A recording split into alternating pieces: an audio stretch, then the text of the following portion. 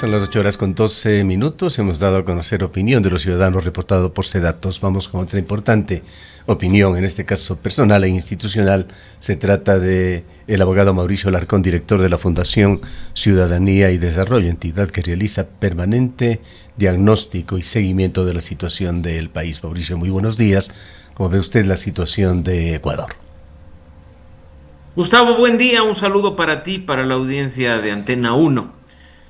Mira que si conversábamos el día de ayer, la realidad era muy distinta a la que nos sienta en este momento juntos para ver lo que está ocurriendo con el país. Los viernes incluso han empezado a tener sentido para la Presidencia de la República, para la Corte Constitucional, que incluso a altas horas de la noche toman decisiones que terminan siendo trascendentes para el país. Si bien es cierto, durante esta semana hemos visto un contexto general de focos de paralización, con incluso violencia y actos de vandalismo, no hay que dejar por fuera lo que tiene que ver con una consulta de cara a un proceso constituyente y a la decisión más reciente de la Corte, la de echar abajo las dos primeras leyes urgentes en materia económica que el gobierno, junto a la Asamblea Nacional, terminó aprobando entre los meses de junio y julio. Mira que no es un detalle menor, porque son quizá las dos leyes más polémicas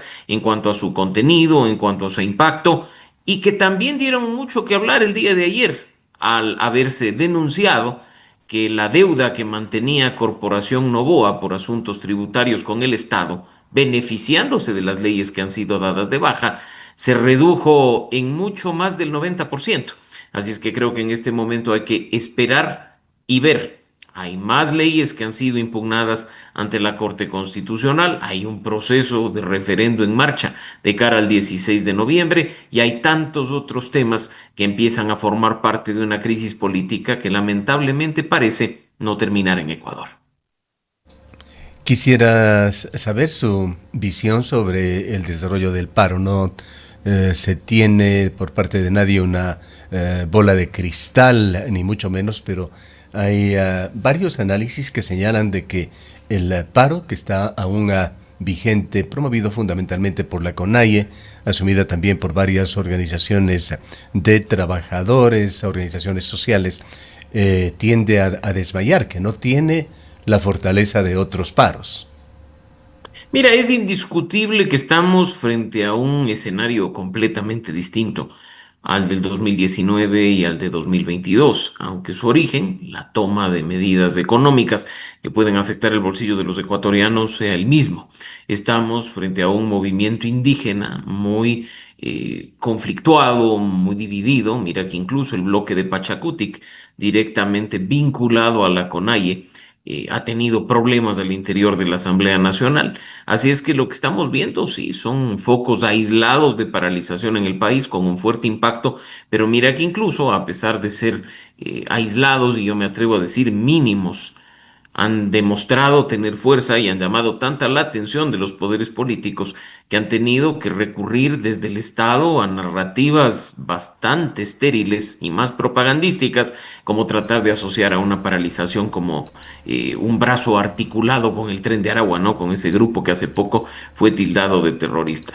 Sin duda, insisto, hay actos violentos, hay actos vandálicos, lo sucedido en Otavalo es condenable en todas sus formas, como condenable es la actuación de la fuerza pública, que con armas, no con gases ni con mucho menos, incluso han llegado, como hemos conocido en estos dos últimos días, a incursionar en comunidades generando verdaderos actos de violencia, ¿no? Entonces creo que hay que esperar y ver frente a un movimiento dividido, frente a medidas económicas de las cuales no se termina de comprender ni su fundamento ni su impacto, lo que puede venir después. Lo cierto es que, Gustavo, desde las autoridades no debería aplicarse ese discurso incendiario que se ha venido aplicando de manera indiscriminada durante las últimas horas. Acá en Cuenca se les fue definitivamente la mano el pasado día Así es. jueves. Hubo un exceso de violencia por parte de la policía. Mira, y eso es terrible.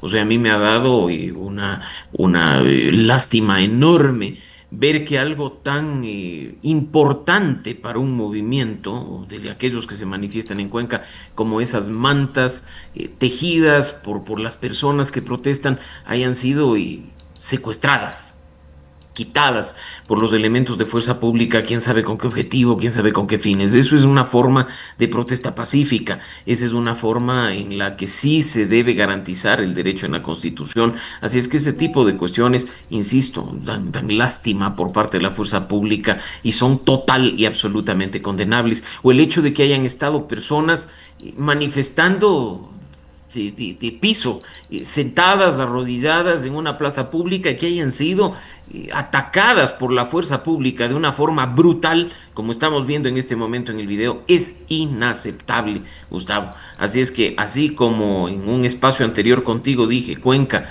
nos ha dado y el Azuay entero muestras de que hay compromiso con las causas, con los derechos, con las libertades, este espacio sirva para manifestar mi solidaridad con las víctimas de estos actos de brutalidad de la fuerza pública, que no tienen razón de ser, que no son proporcionados y que simplemente terminan trayendo consecuencias nefastas para una sociedad que lo único que quiere hacer es levantar la voz. Hay otros temas que preocupan también debido a violaciones a derechos, libertades, hay preocupación. Sabemos que estamos en estado de excepción y no sabemos hasta dónde están los alcances de ese nuevo marco legal que a través de 4 leyes económicas urgentes se ha impuesto también, pero sorprende el cierre de la emisora de los indígenas en La Tacunga, esa clausura, no sabemos si es temporal o definitiva, hecha por Arcotel. El envío de presos por violentas que han sido las marchas allá en Otavalo. Todas las personas están sometidas al debido proceso. Se lo habrá hecho para justificar ese envío de 12 personas a la zona más caliente, en el peor sentido, del país, Esmeraldas, en semejante situación que se está viviendo.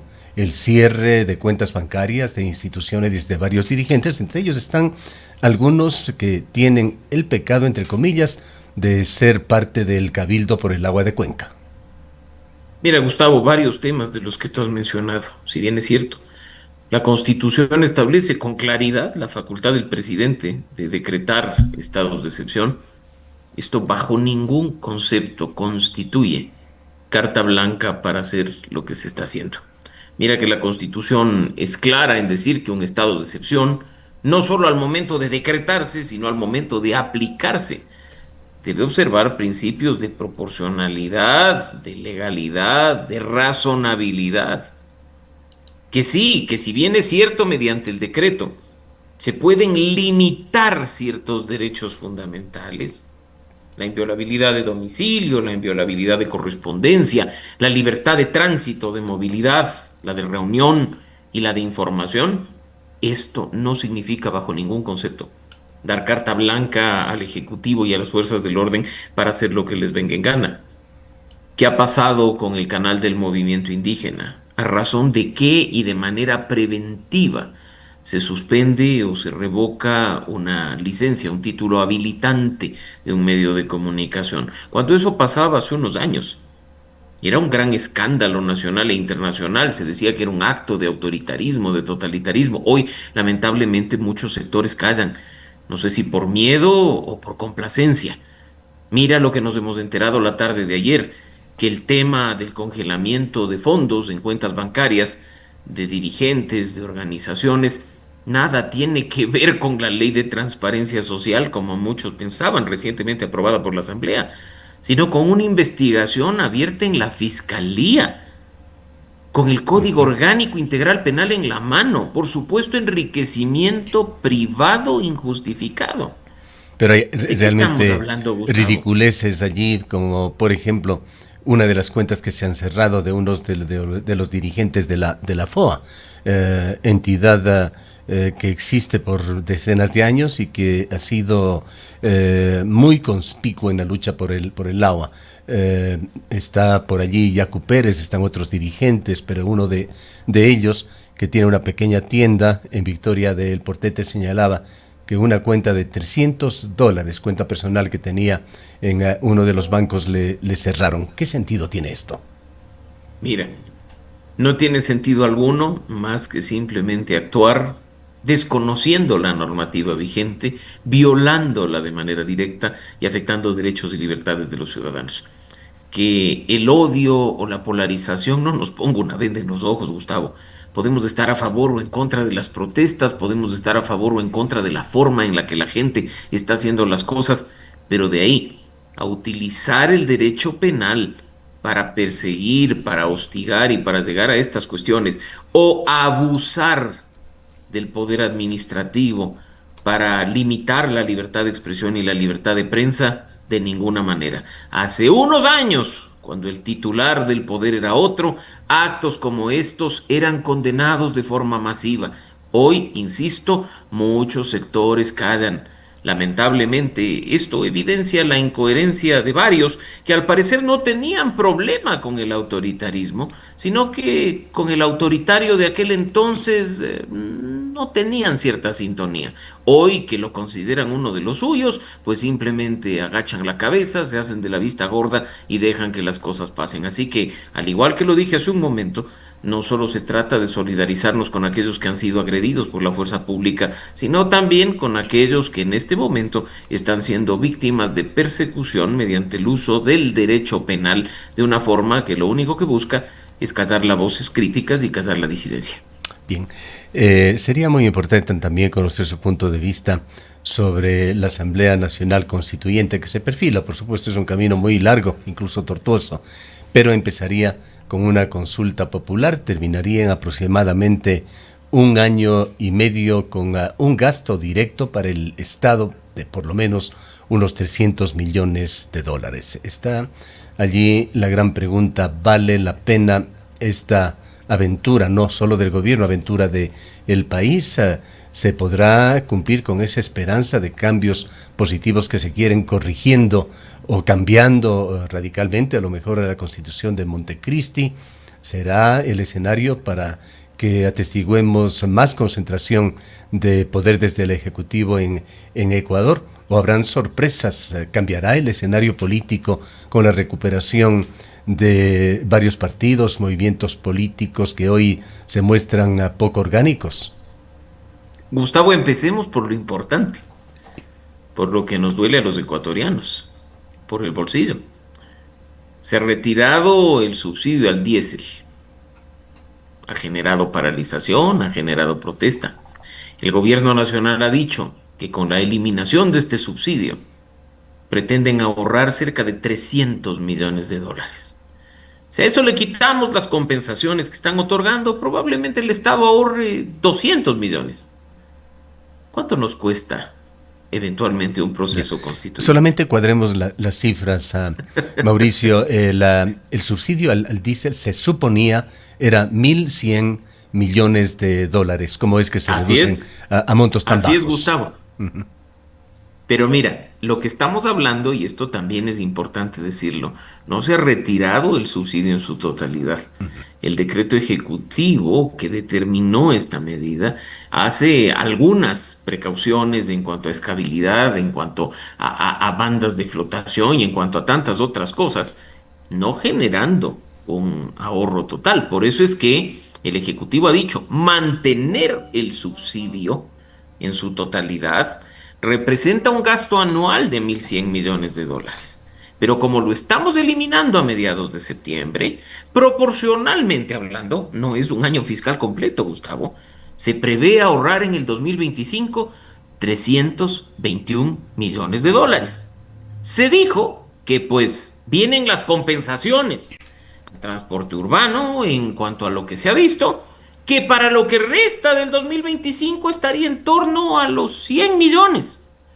Entonces estamos hablando que el ahorro que en teoría se hace en este 2025 de cerca de 220 millones no es ahorro alguno, porque es el dinero que eventualmente se destinaría a la elaboración del proceso constituyente.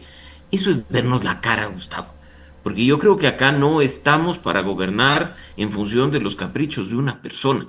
Este país debería gestionar lo público de manera eficiente. Y mira, yo sí creo que hay cuestiones que hay que cambiar en la Constitución. Lo hemos analizado contigo en este espacio en múltiples ocasiones. Frenar el hiperpresidencialismo, eliminar instituciones inútiles, sacar la mano de la justicia que se la metió en 2011. Pero para ello no necesitamos un proceso constituyente, para ello necesitamos voluntad política. Así es que parecería ser, volviendo al tema principal, que estamos simplemente frente a un intento más de constituir una sastrería para que confeccione un traje a la medida del gobernante de turno. Nadie sabe lo que puede pasar. El primer paso se dará el 16 de noviembre. De ahí en adelante, con la inestabilidad política, con la coyuntura y con lo que está sucediendo, podría incluso resultarle al revés. Mira que el día de ayer, en una entrevista que ha dado el presidente de la República, ya ha anticipado que esto en definitiva no es sí o no a un proceso constituyente, sino sí o no al presidente y a su credibilidad y su confianza. De nuevo, estamos frente a una encuesta cara que nos puede terminar costando mucho más de lo que creemos. En lo que se refiere a esta esperanza de cambios positivos en Ecuador, ¿podrían estos efectivamente darse? ¿Se podrían cumplir estas expectativas del gobierno? El presidente es evidente, refleja una confianza de que las cosas le saldrán muy bien a ADN, a él, de que se darán los pasos necesarios, de que llegará con una mayoría a la Asamblea Nacional Constituyente y que se podrán hacer los cambios. La pregunta es, ¿qué cambios? ¿Hay claridad sobre lo que se quiere? Ese estatuto, forzado por la Corte Constitucional, ha tenido unas pocas aclaraciones, pero ¿hay claridad sobre hacia dónde quiere llevar a esta Asamblea Nacional Constituyente el presidente Noboa? La respuesta es clara, no. Tú estás, Gustavo, en el día a día recibiendo información, escuchando análisis y no tienes claridad en la hoja de ruta ni en el proyecto al que apunta una cuestión constituyente como la planteada. Y te me atrevo a decir, yo tampoco. No he oído una sola propuesta clara por parte del Ejecutivo, por parte de los miembros de su organización política. ¿Qué han dicho respecto a lo que hay que cambiar de la Constitución? Han dicho algunos barbaridades, sí, vinculadas a los derechos de los ciudadanos, que en estricto sentido y bajo el marco constitucional vigente no se pueden topar, que bajo los compromisos internacionales del Estado frente al sistema interamericano o el sistema de Naciones Unidas tampoco se pueden topar. Así es que ojalá al menos hasta el 16 de noviembre nos digan qué quieren con el proceso constituyente, porque no basta con que el partido de gobierno y otras organizaciones políticas moribundas nos digan que hay que echar al tarro de la basura la constitución correísta, cuando les ha servido muy bien para sus fines, ¿no? A mí me sorprende que un movimiento como Creo, que ya estuvo en el poder entre 2021 y 2023, que no hizo absolutamente algo para cambiar la constitución, hoy diga que era una constitución inservible, pero a Lazo le sirvió muy bien para aplicar la muerte cruzada, ¿no? Y se sintió muy cómodo con ella durante el ejercicio del poder. Hoy Noboa lo mismo, porque está por cumplir 2 años en el gobierno, Gustavo, y ha estado muy cómodo usando y abusando de la constitución precisamente correísta del 2008, ¿no? Entonces, ojalá en unos meses o en unas semanas que nos volvamos a encontrar, tú, yo y nuestra audiencia, tengamos algo claro en cuanto a qué se pretende con un proceso de este tipo, porque no se trata simplemente de decir vamos a la constituyente, si ni siquiera nos han dicho qué es lo que se pretende con él. Al momento, entonces, apoyar o no la constituyente se convierte en un acto de fe. Se convierte en una encuesta cara. Y eso es nefasto para el país porque cuando escasean los recursos y estamos en una crisis económica como la que actualmente atravesamos, es irresponsable pretender hacer una cosa de estas. Y que las instituciones bailen al ritmo del Ejecutivo por temor o por convicción me tiene sin cuidado. Pero si tanto les importa ratificar su credibilidad y su confianza, pues hubiéramos podido ir al mismo referendo con las dos preguntas de lo que ya ha trabajado la Asamblea, ¿no?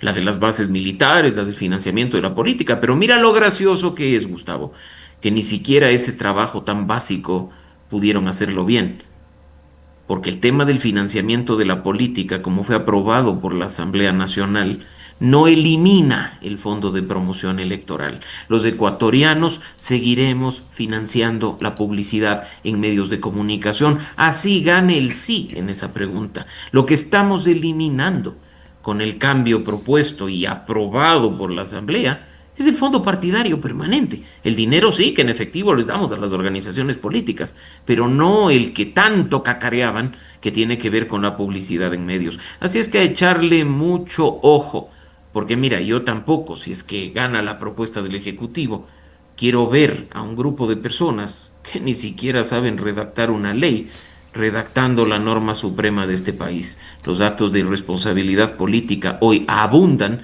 y estoy seguro de que si ese proceso se activa no será la excepción. Bien, gracias por haber estado con nosotros.